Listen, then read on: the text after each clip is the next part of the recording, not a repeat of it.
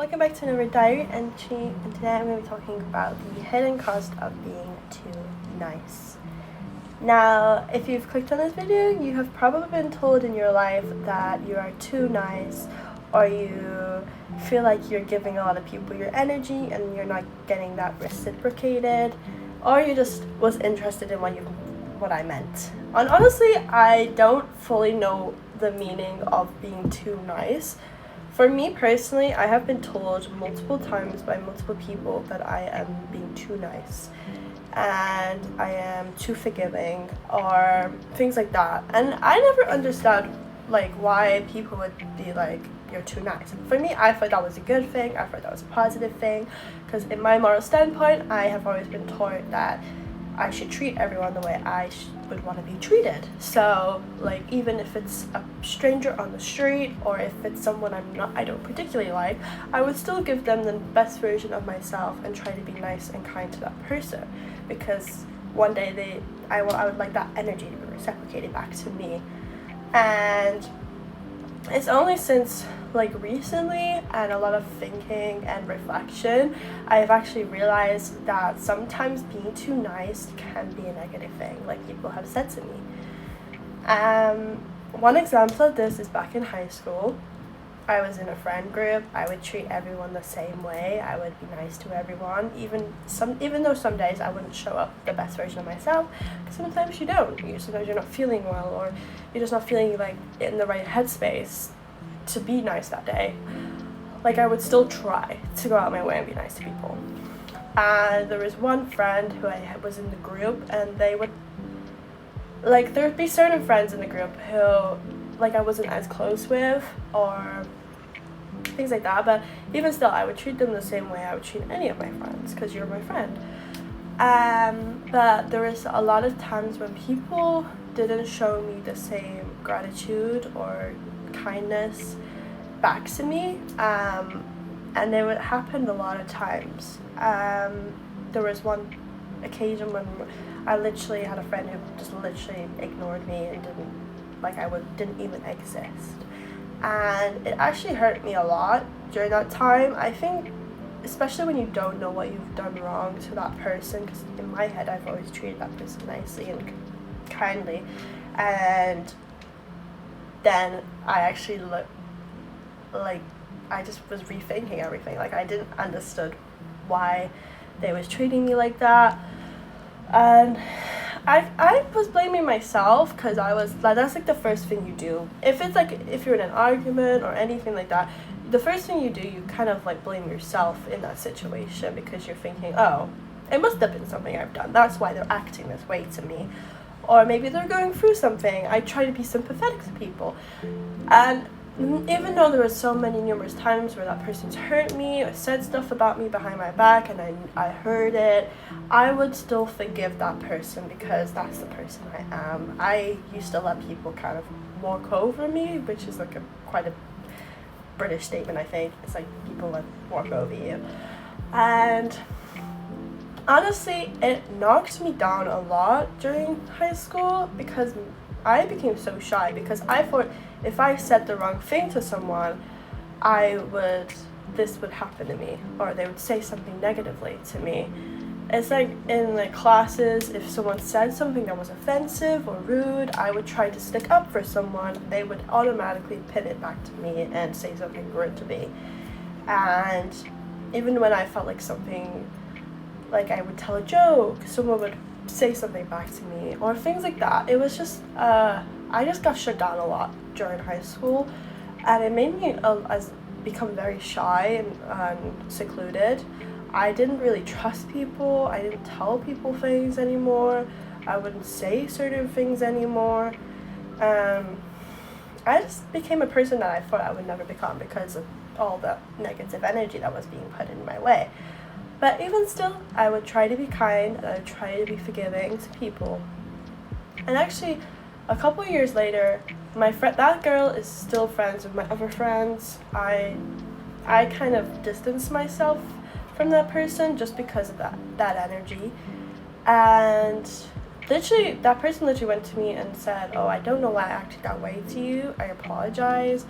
And I was grateful for the apology, but I was like, so this whole time it was just because you decided you wanted to treat me badly, and there wasn't actually a reason behind it. That what kind of made me think about people and being nice in general, and the concept of being nice. Even now, I would still say I'm a very kind-hearted person. I would hope so, that people see me in that way, but it's still a lot of times it's hurt me. Like, I would do an active service for someone and then they expect it all the time. Like, it's like things with like money, for instance. Like, I'll buy someone something and then they'll expect it all the time, and things like that of being too nice. Now, there's a difference between nice and kind. I feel like nice is, being kind is just you help people because you want to, or you can say no in certain situations, and you respect yourself and others at the same time. Whereas being overly nice, I feel like you're helping people because you're more afraid of disappointing people, and you avoid conflict, and you are always seeking approval, which is something that I definitely struggle with. And now that I know the difference between the two, I definitely would say I'm in the second one. For me, when I do stuff for people, I'm always scared of disappointing people. I hate confrontation, I hate arguing, and people are think oh, this is a really good trait, like you don't like arguing, but sometimes you need to argue, because if you truly believe something and someone's doing something against your belief, then that should be something you should voice your concern, rather than just agreeing with that person. So that person could say something that really does not resonate with you and doesn't align with your views or your morals, but because I'm so scared of confrontation, I'll just agree with them. And seeking approval all the time, I don't know where this stems from for me, but I always love approval, and I love like people telling me I'm doing good in something. And this could be in any situation. It could be in a friendship, it could be in a romantic partner, it could be just in school, it could be anything. Like, I always seek approval of things. So like, if I get a gift, for instance, if someone's not like, oh my god, I love this gift, I feel like I've gotten them a bad gift, and it makes me rethink everything, and I feel really bad about it. Or it's just things like that, and I'm definitely would say I have grown from that. But this is what I mean by there's definitely a big difference between overly nice and being a kind person, and I think people need to make sure to stay in the kind one, because if you get into the overly nice one, you start trying to become a people pleaser, and you're trying to please everyone and make everyone happy, and that literally takes your happiness away from you. And sometimes you have to be selfish in this world, and I know that sounds bad, but sometimes you gotta take your own happiness into accountability rather than thinking of other people all the time, because it becomes so exhausting, and genuinely you start like becoming invisible. You start just thinking all the time of other people, what their goals are, helping them achieve them, and you forget about your own goals and your own ambitions, and you start becoming this kind of ghost of a person. Obviously this is very deep. I'm not saying every person's like this, but this is just my experience of what I've gone through of being too nice to people. Yeah. Bit of a dark tangent. I think if you're currently overly nice, I think the important thing to do is becoming kind, but without becoming a doormat for someone. So I think everything should have boundaries in life, and being kind is one of those things that you need boundaries with. Like, sometimes I'm not available every day for you and what fits your schedule. I have my own life, I have my own schedule. I can't be just swaying my life just for you. I need my own time as well.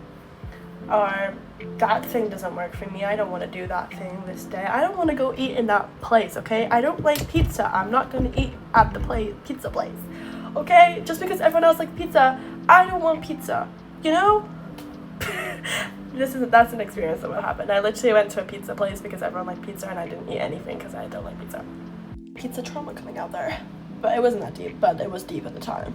I was starving after that. But a really good book to read to help you with this is The Courage to Be Disliked. Now, I low-key don't like non-fiction books that much. Controversial statement. I'm more of a fiction girly. I love just pretending, just going into another world and using my imagination. But this book really like helped me to realize that maybe I need to work on some things, like being too nice, and it's okay to be disliked. Like, genuinely, why are we trying to please every single person on the planet? Like, there's gonna be some people that just don't like you, and that's okay. As long as I know I've done everything I can to be nice to that person, why am I gonna try and win them over, try to be nice to that person? Like, try to win their gratitude over, like, generally, I couldn't care less anymore anyway. I've changed, but like a key idea that I pulled from the book is your experiences influence you, but they don't imprison you. So yes, even though I've gone through these things in my life, they shouldn't imprison me, they shouldn't define me, but my actions that I now do and grow from, they should be the things that I learn from. You shouldn't be imprisoned by these negative thoughts or these negative things. You should be growing from them and learning from them. And honestly, the minute you start learning from these things, you become such more of a better person. I'm like that one friend that gives advice to my other friends, and one of the biggest advices I give to people is there's two types of people in the world. There's people that are willing to change, and there's people that will stay in the same habits. And the people that will stay in the same habits are the ones that are not going to progress in life. They're not the ones that are going to be just stuck. But you need to be the person that grows from your experiences. So like when my friends go through a breakup, for instance, rather than being stuck in that old relationship, enjoy all the good memories from that relationship, but also learn from what you've taken from that relationship and what you can apply to your next relationship in life. You know, we're just people. Everyone makes mistakes. You know, mine is apparently being too nice, which is I would rather have that mistake than other mistakes. But everyone makes mistakes in life. There's sometimes where I say things that I didn't mean because it was the heat of the moment, and it's rather than thinking negative at that time and overthinking, oh, I shouldn't have said that. You've said that now. You need to move on from that thing. You need to learn that you shouldn't have said that in that moment, and you need to grow. And like that's happened to me in arguments. Like there's things I've said to my friends in arguments, and I deeply regret them after. But like when I'm apologizing, I just apologize to that person. I'm like, that's all I can do. Like, I said that thing, and I apologize for that thing. I've learned from my mistake. I just now need to grow as a person and work on what I've now worked on, and hopefully you can forgive me. And if you don't forgive me, then that's okay. That you're allowed to not like me. You're allowed to dislike me. But yeah, I hope you enjoyed the video of me ranting. Obviously, this is my own views, this is my own experiences. It might not apply to you, it might apply to you, it might help you, it might not help you. But I just hope you found it a bit entertaining. I don't know. I do like doing these little ranty videos, these vlogs. I love my vlogs, but I do like doing these sit-down videos as well. So if you enjoyed, please give it a like. I'm like one of those YouTubers. Please like and subscribe, but it would mean a lot to me. And please comment. I love reading comments, as long as they're nice, please have nice comments. I've been having a lot of mean comments, like not on my YouTube, but like on TikTok and stuff. My favorite one is basically my accent changes when I like record videos. I don't know what it is. Like I go a bit American, but I'm not American. Like this is my actual accent. But I don't know. I think it's because I'm talking to myself. I don't know. I like to and maybe it's my autism, but I like to imitate people sometimes their accents, or maybe that's why I do it. But someone was like, I found out, like they was like, you're not from America, why are you talking American? I'm like, I don't know, I didn't even realize I was doing it. Okay, but yeah. I'm just side ranting now. But yeah, I hope you enjoyed the video. Please have a lovely rest of your day or night or evening or whatever, and I hope to see you in the next video. Yeah, bye bye.